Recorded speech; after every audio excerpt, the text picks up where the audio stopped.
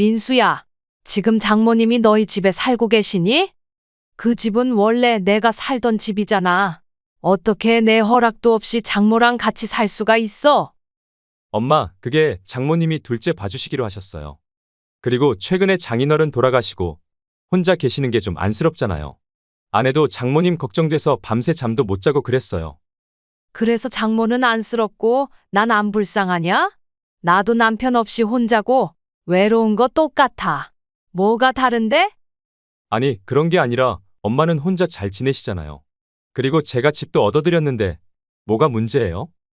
집을 얻어줬다고? 그 방 하나짜리 오피스텔? 햇빛도 안 들고 난방도 잘 안 되는데? 설마 그걸로 생색 내는 거니?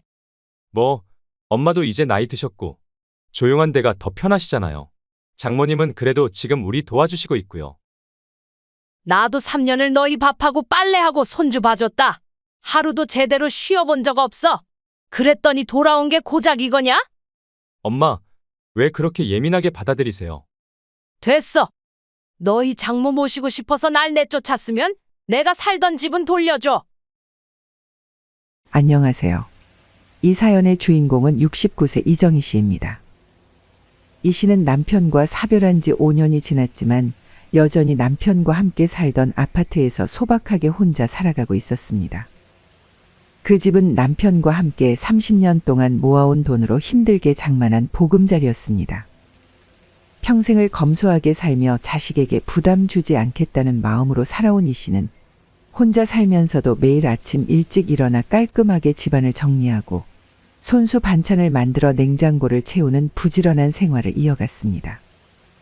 아들 내외는 맞벌이로 바쁘다며 명절에도 짧게 인사만 하고 떠나기 일쑤였지만 이 씨는 그들의 사정을 이해하려 노력했습니다. 이 씨가 아들 가족에게 유일하게 바라는 것은 손주 얼굴을 자주 볼 수 있는 것이었습니다. 첫 손주가 태어났을 때 이 씨는 병원에 한 달 내내 매일 찾아갔습니다.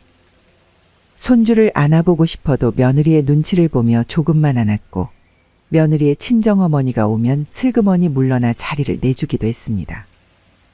첫째 아이 출산 6개월 후 어느 일요일 아들 부부가 갑자기 찾아왔습니다. 미리 연락도 없이 찾아온 그들의 표정이 어딘가 심상치 않아 보였습니다. 이 씨는 급히 냉장고에서 과일을 꺼내내오며 물었습니다. 갑자기 웬일이니? 연락도 없이.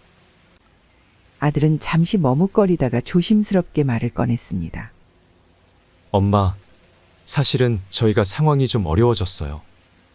무슨 일인지 걱정스러운 표정으로 바라보는 이 씨에게 아들은 한숨을 쉬며 설명했습니다.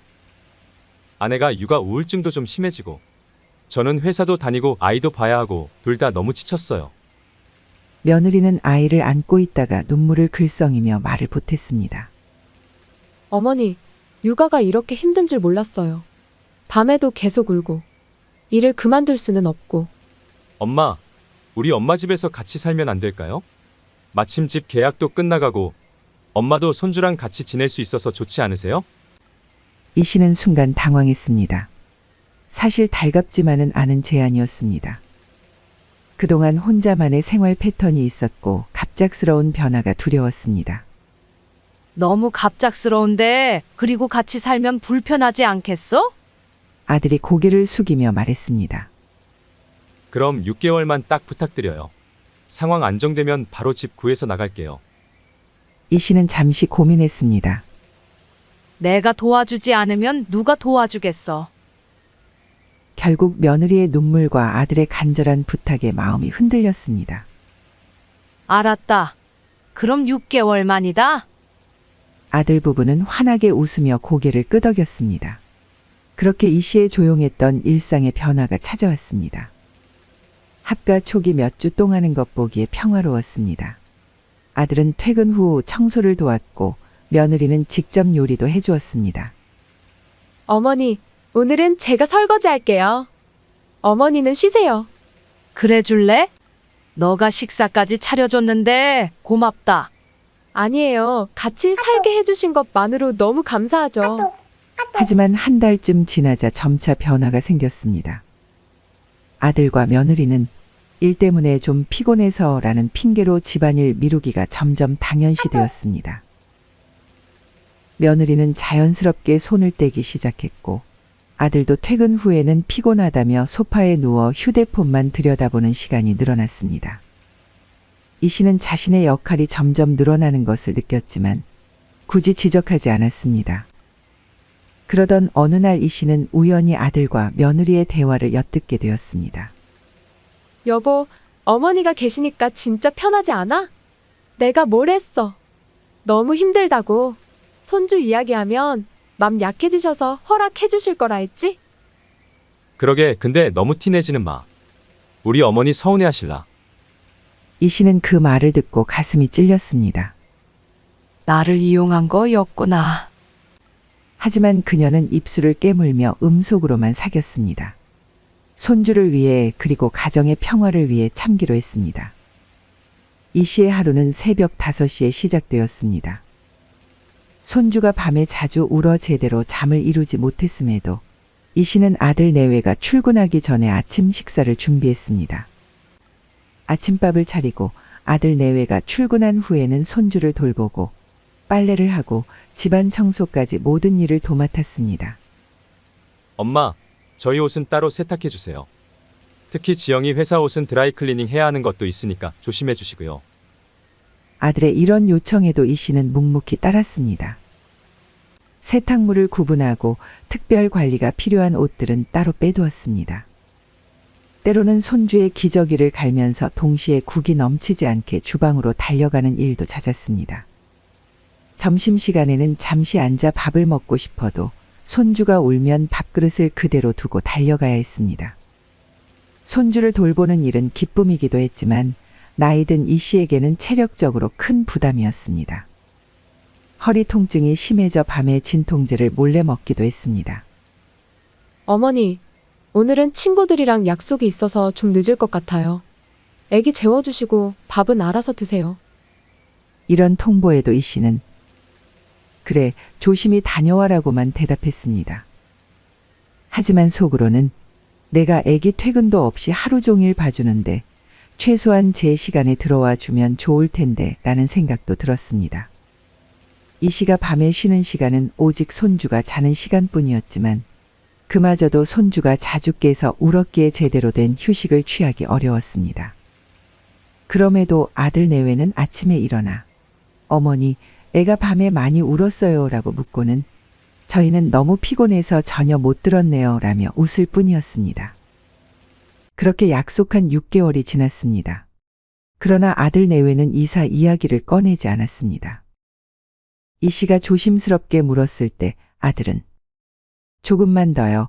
지금 집 구하고 있어요 라고 대답했지만 실제로 집을 알아보는 모습은 보이지 않았습니다. 그렇게 6개월이 1년이 되고 이 씨의 집에서 아들 내외와의 합가는 어느새 3년 차로 접어들었습니다. 이 씨의 일상은 점점 더 힘들어졌지만 내 자식인데 어쩌겠어라는 마음으로 모든 것을 견뎌냈습니다. 약속했던 6개월은 어느새 무의미해졌고 이 씨는 점점 더 집안의 가정부처럼 여겨지기 시작했습니다. 아침부터 저녁까지 쉴 틈 없이 집안일과 육아를 도맡았지만 아들 내외에게서 고맙다는 말을 듣는 일은 점점 줄어들었습니다. 심지어 며느리는 갈수록 무례해지기 시작했습니다. 처음에는 미묘한 눈빛과 한숨으로 시작했던 불만 표시가 이제는 노골적인 비난으로 변했습니다. 특히 식사 시간마다 며느리의 입에서는 트집이 끊이지 않았습니다. 어느 저녁 이 씨는 손주가 좋아하는 된장찌개를 정성껏 끓였습니다. 식탁에 음식을 차려놓고 손주를 위해 밥을 떠주는데 며느리가 국그릇을 들여다보며 인상을 찌푸렸습니다. 어머니, 이거 너무 짜요. 요즘 건강에 소금이 얼마나 안 좋은지 모르세요? 애기한테도 이런 걸 먹이시면 어떡해요? 이 씨는 순간 당황했습니다. 미안하구나. 내가 간을 조금 세게 했나 보다. 이 씨의 사과에 며느리는 한숨만 내쉬고 아들을 힐끗 쳐다봤습니다. 그러자 아들이 거들었습니다. 엄마도 요즘 입맛이 예전 같지 않으시잖아요. 나이 드시니까 간이 세진 것 같아요. 아들의 말에 이 씨는 가슴이 철렁 내려앉았습니다. 평생 요리를 해온 자신의 솜씨를 이렇게 무시당하는 것이 처음이었습니다. 그런가 보구나. 내일부터는 더 조심할게. 식사를 마친 후 아들 내외는 서둘러 자기 방으로 들어가 버렸고 설거지와 부엌 정리는 또다시 이 씨의 몫이 되었습니다. 이 씨는 그날 밤 한숨을 쉬며 몰래 눈물을 닦았습니다. 내가 왜 이런 취급을 당해야 하지? 라는 의문이 처음으로 머릿속을 스쳤습니다. 며느리의 태도는 더욱 노골적으로 변했습니다. 이 씨가 손주에게 옷을 입히면 그렇게 입히면 답답해요. 라며 다시 갈아입히고 이 씨가 설거지를 하면 이 그릇 아직도 기름기 있어요. 라며 재차 씻었습니다. 며느리의 타박에 이 씨는 점점 자신감을 잃어갔습니다. 아들 역시 점점 달라졌습니다.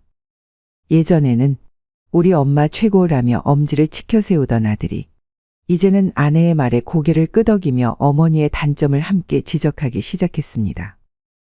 이 씨는 자신의 아들이 이렇게 변한 모습에 더 큰 상처를 받았습니다. 처음에는 아들에게 며느리의 행동에 대해 말해보려 했습니다. 민수야, 지영이가 요즘 나한테 좀. 이렇게 말을 꺼내면 아들은 대화 자체를 회피했습니다.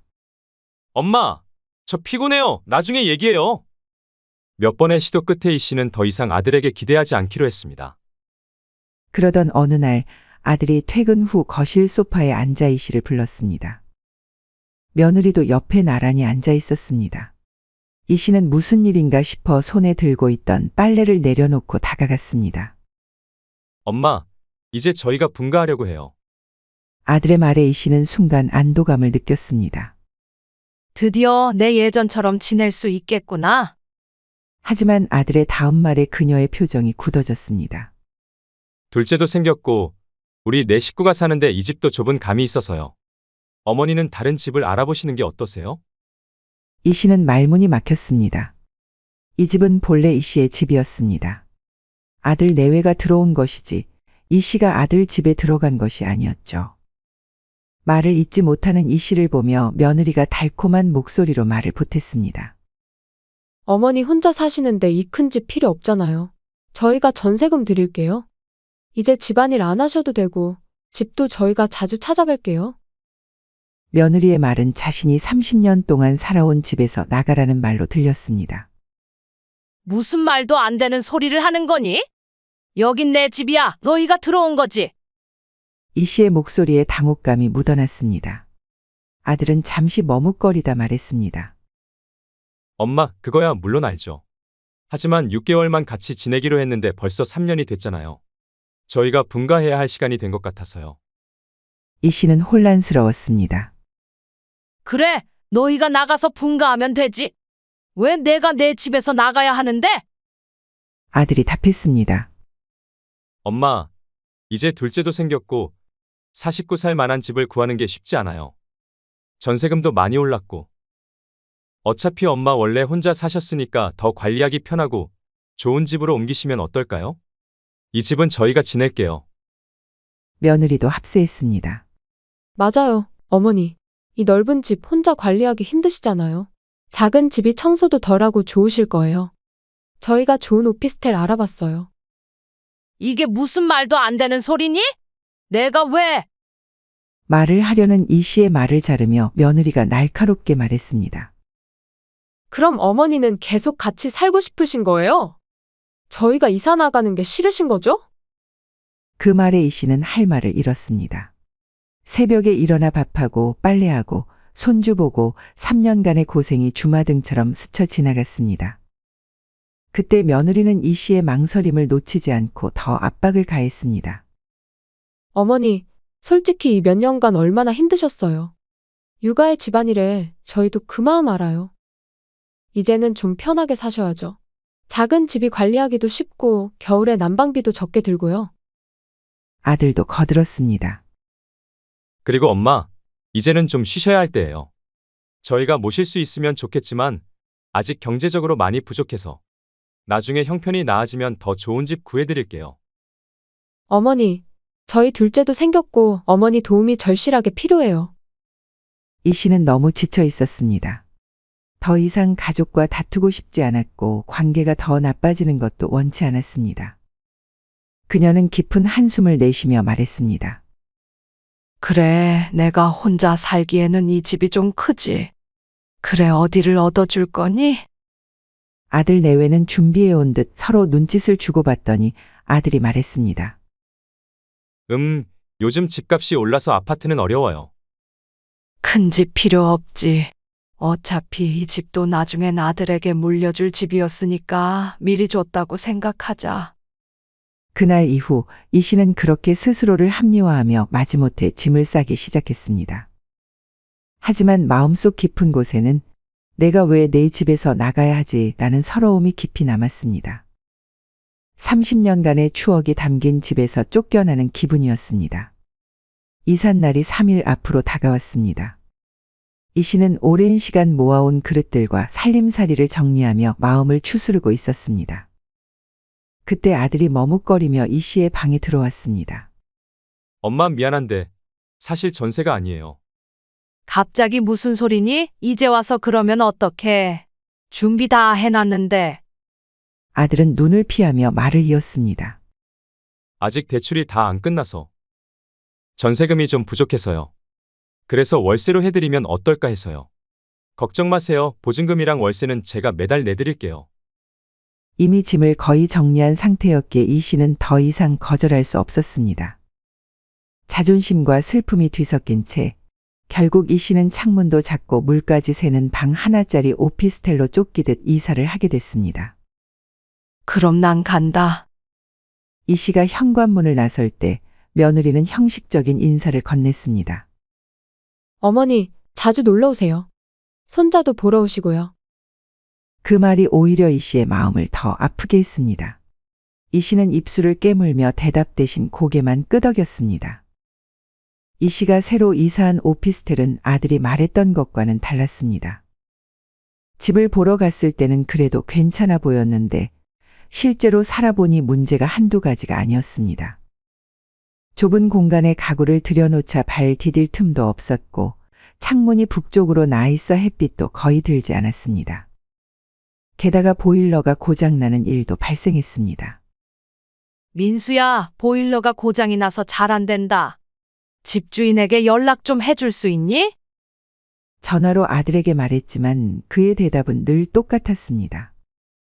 엄마, 지금 회사라 바빠요. 나중에 할게요. 이 씨는 그날 저녁 낯선 오피스텔에 홀로 앉아 처음으로 소리내어 울었습니다. 지난 3년간 참아왔던 모든 서러움과 분노가 한꺼번에 터져나왔습니다. 고개를 들어 낯선 천장을 바라보면서 이 씨는 생각했습니다. 내가 자식에게 호구처럼 살아왔나? 내가 왜 내 집에서 쫓겨나? 이런 곳에 와 있지. 평생 참고 살아온 이 씨였지만 이번만큼은 무언가 다른 감정이 그녀의 마음을 채우고 있었습니다. 이사한 지 한 달이 지났습니다. 이 씨가 살게 된 오피스텔은 삭막했습니다. 작은 공간은 햇빛도 잘 들지 않았고 겨울이 다가오면서 바닥이 차가워져 매일 전기장판을 틀어야 했습니다. 옷장은 너무 작아 대부분의 짐은 그대로 박스째 쌓여 있었습니다. 집이라기보다는 창고 같은 느낌이었습니다. 비가 오는 날이면 아침마다 물기를 닦고 습기 찬 벽지를 손으로 만지며 이 씨는 한숨만 쉬었습니다. 아들의 월세 입금도 첫 달에는 제때 들어왔지만 세 달째부터는 며칠씩 늦어지기 시작했습니다. 결국 이 씨가 자신의 통장에서 돈을 입금해서 월세를 냈습니다. 전화로 물어보면 아들은 곧 넣을게요. 깜박했어요. 라는 말만 반복했습니다.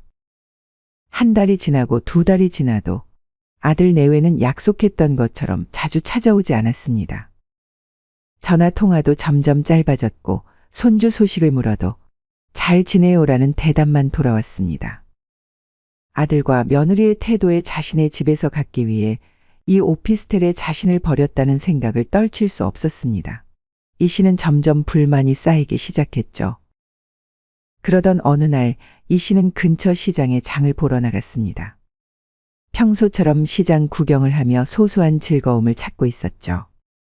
그때 단골 생선 가게 주인이 반갑게 인사를 건넸습니다.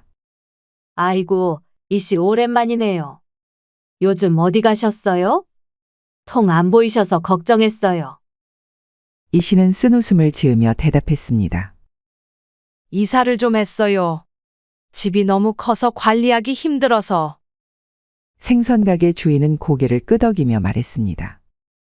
아유, 아드님이 효자시더라고요. 장모님이랑 같이 산다면서요. 얼마 전에 아드님이랑 같이 지나가시는 거 봤어요. 이 씨는 그 말을 듣고 가슴이 철렁 내려앉았습니다. 네? 누구랑 같이 산다고요? 생선가게 주인은 아무것도 모른 채 계속 말을 이었습니다. 네, 아드님이 장모님 모시고 산다고 해서 참 효자라고 생각했어요. 요즘 사위가 장모를 모시고 사는 경우가 드물잖아요. 이 씨의 머릿속이 하얘졌습니다. 그 말이 끝나기 무섭게 이 씨는 건너편 골목에서 낯익은 모습이 보였습니다. 며느리와 중년 여성이 팔짱을 끼고 다정하게 걷고 있었습니다. 그 여성은 틀림없는 장모였습니다. 하지만 너무 멀어서 다가갈 수 없었고 이 씨는 멍한 상태로 그 자리에 서 있었습니다. 머릿속에서는 여러 생각이 스쳐 지나갔습니다. 나보고 집에서 나가라고 한 진짜 이유가 장모를 드리기 위해서였구나. 이 씨는 떨리는 손으로 핸드폰을 꺼내 아들에게 전화를 걸었습니다. 몇 번의 신호음 끝에 아들이 전화를 받았습니다. 엄마, 무슨 일이세요? 이 씨는 침착하게 물었습니다. 민수야, 지금 장모님이 너희 집에 살고 계시니? 그 집은 원래 내가 살던 집이잖아. 어떻게 내 허락도 없이 장모랑 같이 살 수가 있어? 잠시 침묵이 흘렀습니다. 아들의 목소리가 조심스럽게 들렸습니다. 엄마, 그게 장모님이 둘째 봐주시기로 하셨어요. 그리고 최근에 장인어른 돌아가시고 혼자 계시는 게 좀 안쓰럽잖아요. 아내도 장모님 걱정돼서 밤새 잠도 못 자고 그랬어요. 이 씨의 가슴에 분노가 치밀어 올랐습니다. 그래서 장모는 안쓰럽고 난 안 불쌍하냐? 나도 남편 없이 혼자고 외로운 거 똑같아. 뭐가 다른데? 아들이 당황한 기색으로 말을 더듬었습니다. 아니, 그런 게 아니라 엄마는 혼자 잘 지내시잖아요. 적응도 빠르시고. 그리고 제가 집도 얻어드렸는데 뭐가 문제예요? 집을 얻어줬다고? 설마 그 방 하나짜리 오피스텔. 햇빛도 안 들고 난방도 잘 안 되는데 그걸로 생색내는 거니? 아들은 변명하듯 말했습니다. 뭐, 엄마도 이제 나이 드셨고 조용한 데가 더 편하시잖아요. 장모님은 그래도 지금 우리 도와주시고. 이 씨는 더 이상 참을 수 없었습니다. 나도 3년을 너희 밥하고 빨래하고 손주 봐줬다. 하루도 제대로 쉬어본 적 없어. 그랬더니 돌아온 게 이거냐? 아들은 작게 한숨을 쉬며 대답했습니다. 엄마, 왜 그렇게 예민하게 받아들이세요? 됐어. 너희 장모 모시고 살면서 날 내쫓았으면 내가 살던 집은 돌려줘. 이 씨는 단호하게 말하고 전화를 끊었습니다. 떨리는 손으로 핸드폰을 가방에 넣으며 이 씨는 그동안 참았던 모든 감정이 한꺼번에 터져 나왔습니다. 집으로 돌아온 이 씨는 생각할수록 화가 치밀었습니다. 그리고 이 씨는 결심했습니다. 더 이상 참지 않기로 말이죠. 이 씨는 인터넷으로 법무사 사무실을 찾아 바로 전화를 걸었습니다. 부동산 관련 상담 가능한가요? 오늘 방문하고 싶은데요. 다음 날 아침 이 씨는 차려입고 법무사 사무실을 방문했습니다. 혹시 진명에 관련해서 상담 좀 받을 수 있을까요? 법무사는 친절하게 이 씨의 이야기를 듣고 조언해 주었습니다. 명의가 아직 어머님 이름으로 되어 있다면 합법적으로 집에 대한 모든 권리가 어머님께 있습니다. 이 씨는 고개를 끄덕였습니다. 법무사의 말을 들으며 머릿속의 계획이 서서히 그려지기 시작했습니다. 그럼 제가 집에 들어가려면 어떻게 해야 하나요? 집주인이시니 언제든지 들어가실 수 있습니다. 다만 아드님 부부와의 갈등을 피하기 위해 가능하면 사전에 통보하시는 게 좋습니다. 아들과 며느리가 나가지 않을 수도 있을 것 같아요. 어떻게 하면 좋을까요? 법무사는 잠시 생각하더니 말했습니다. 그렇다면 우선 내용 증명을 보내는 것이 좋겠습니다. 법적으로 퇴거 요청을 했다는 증거가 됩니다. 오늘 바로 작성해 주실 수 있나요? 이 씨는 법무사에게 감사 인사를 하고 나왔습니다. 걸음이 깃털처럼 가벼워진 느낌이었습니다. 이제 어떻게 해야 할지 방향이 잡힌 것 같았습니다. 아들 내외가 집을 가로챈 것 같았지만 법적으로는 아직 이 씨의 소유였습니다. 내용 증명을 보낸 지 3일 후 이 씨는 아들에게 전화를 받았습니다. 엄마, 이게 무슨 짓이에요? 내용 증명이라니요? 아들의 목소리에는 분노와 당혹감이 가득했습니다. 마치 자신이 피해자인 것처럼 들렸습니다. 이 씨는 차분하게 대답했습니다. 그래, 내 집에서 나가라는 내용 증명이야. 거긴 내가 30년 동안 살아온 집이야. 너희가 내 허락 없이 장모까지 들이고 살았으니 이제 나가라. 아들은 목소리를 높였습니다. 엄마, 우리가 어디 갈 데가 있다고 이러세요? 장모님도 계시고 둘째도 곧 나오는데? 일주일 안에 나가. 안 나가면 강제 집행할 거야. 엄마, 실제로 살고 있는 사람은 우리고 엄마가 스스로 나가신 거잖아요. 우리는 못 나가요. 좋아, 그럼 내 방식대로 하마. 전화를 끊고 이 씨는 자신의 결심을 더욱 굳혔습니다. 일주일이 지났지만 아들 내외는 이사 갈 생각이 없어 보였습니다. 엄마, 화가 많이 나신 것 같은데 우리 한번 만나서 얘기해요. 오히려 아들은 이 씨에게 여러 번 화해를 요청하는 문자를 보냈습니다. 하지만 이 씨는 더 이상 아들의 말을 믿지 않았습니다. 그녀는 계획을 실행에 옮겼습니다. 이 씨는 아들이 퇴근하고 며느리와 장모가 집에 있을 시간을 파악했습니다. 그리고 그들이 없는 시간대를 골라 열쇠공과 이삿짐 센터를 불렀습니다. 평생 참기만 했던 이 씨였지만 이제는 달랐습니다. 사장님, 제 집인데 비밀번호를 바꾸고 싶어요. 열쇠공은 등기부등본을 확인한 후 작업을 시작했습니다. 집안을 둘러보면서 이 씨는 많은 변화를 발견했습니다. 자신의 물건들은 대부분 치워져 있었고 낯선 여성의 물건들이 곳곳에 놓여 있었습니다. 한눈에 봐도 장모의 것들이었습니다. 그녀는 아들 내외의 짐을 정리하기 시작했습니다. 이삿짐 센터 직원들과 함께 모든 짐을 박스에 담았습니다. 이 짐들을 이 주소로 배송해 주세요. 이 씨는 자신이 살던 오피스텔 주소를 적어주었습니다. 아들 내외가 이 씨를 쫓아낸 그 작은 오피스텔로 모든 짐을 보냈습니다. 그리고 아들이 퇴근한 사이 집 비밀번호를 바꾸고 관리실에 출입 통제를 요청했습니다. 저희 집에 제가 허락하지 않은 사람이 들어오면 안 됩니다. 지금 제 아들이 무단으로 살고 있어서요. 관리소장은 등기부등본을 확인한 후 고개를 끄덕였습니다. 모든 준비를 마친 이 씨는 집안에서 조용히 그들을 기다렸습니다. 저녁 무렵 예상대로 며느리와 장모가 먼저 귀가했습니다. 그러나 문이 열리지 않았습니다. 당황한 며느리는 계속해서 비밀번호를 누르고 있었지만 문은 열리지 않았습니다.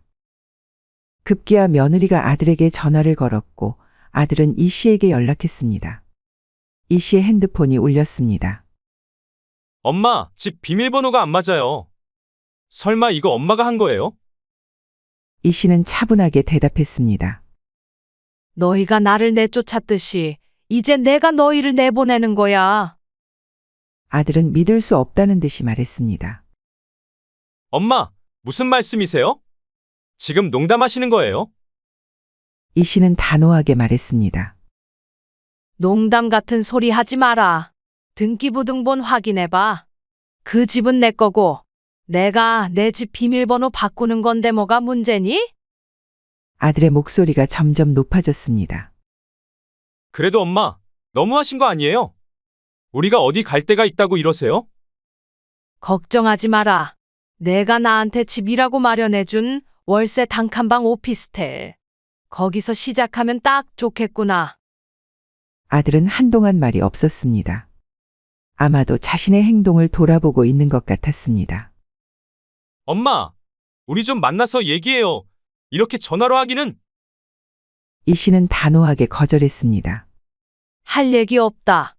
너희 짐은 내가 오피스텔로 다 보냈으니 거기서 살아라. 내가 나한테 준 그 좋은 집에서. 전화를 끊고 이 씨는 깊은 숨을 내쉬었습니다. 가슴이 두근거렸지만 이상하게도 후련한 느낌이었습니다. 며느리는 집 앞에서 계속 문을 두드리며 울었습니다. 장모도 어이없다는 표정으로 옆에 서 있었습니다. 결국 경비원이 와서 그들에게 자리를 비켜달라고 요청했습니다. 여기서 소란을 일으키시면 안 됩니다. 다른 주민분들도 계시니 조용히 해주세요. 며느리는 믿을 수 없다는 표정이었습니다. 그녀는 이 씨에게 전화를 걸었습니다. 어머니, 어떻게 이러실 수 있어요? 며느리는 울면서 애원했습니다. 어머니, 제발요. 우리 둘째도 곧 나온단 말이에요. 이 씨는 단호하게 대답했습니다. 손주는 걱정 마렴. 장모님이 도와주실 텐데 무슨 걱정이야.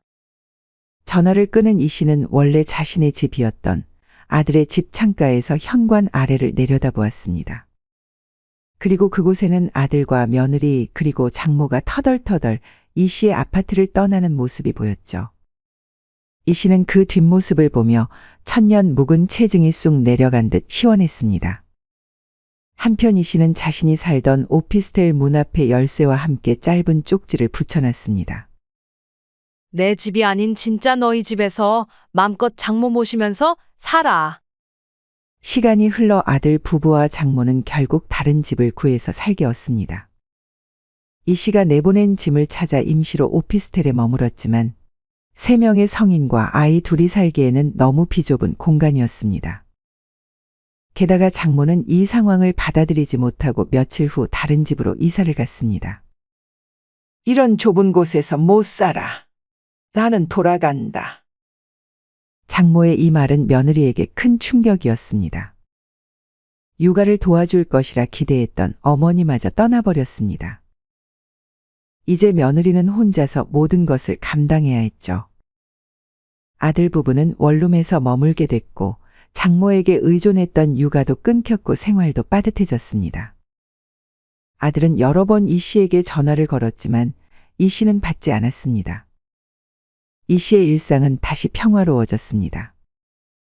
집에 돌아온 첫날 이 씨는 모든 먼지를 털어내고 창문을 활짝 열어 신선한 공기를 들였습니다.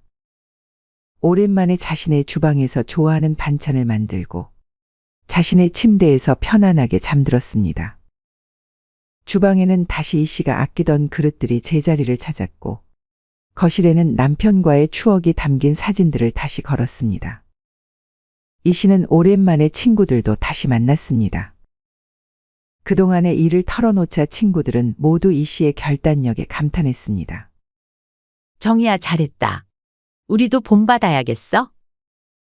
또한 이 씨는 자신의 건강을 위해 근처 공원에서 매일 아침 산책을 하기 시작했습니다. 3년 동안 자신을 돌볼 여유가 없었던 그녀는 이제 자신만의 시간을 소중히 여기게 되었습니다. 그러나 이 씨의 마음 한편에는 손주에 대한 그리움이 자리 잡고 있었습니다. 그럼에도 이 씨는 자신의 결정을 후회하지 않았습니다. 부모라고 해서 무조건 참기만 해야 하는 건 아니지. 라고 이 씨는 생각했습니다.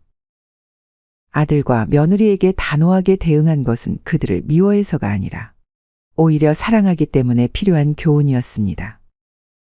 그들도 이제 자신처럼 쫓겨나본 처지가 되었으니 어쩌면 이 씨의 마음을 이해할지도 모릅니다. 내가 아들과 며느리에게 한 것처럼 그들도 나에게 했다면 어땠을까? 라는 생각이 들었습니다. 만약 그들이 처음부터 정직하게 대화했다면 함께 좋은 방법을 찾을 수도 있었을 것입니다. 하지만 그들은 이 씨를 속이고 내쫓는 길을 택했습니다. 그럼에도 이 씨는 언젠가 아들과 며느리가 진심으로 자신의 잘못을 뉘우친다면 그때는 기꺼이 용서할 준비가 되어 있었습니다. 하지만 그들이 깨닫지 못한다면 그것 또한 받아들일 준비가 되어 있었습니다. 이제야 내 집을 되찾았네. 다시는 누구한테도 내 자리를 뺏기진 않을 거야. 사연은 여기까지였습니다. 구독, 좋아요, 댓글은 영상 제작에 큰 힘이 됩니다. 인생의 쉼표를 시청해 주셔서 감사합니다.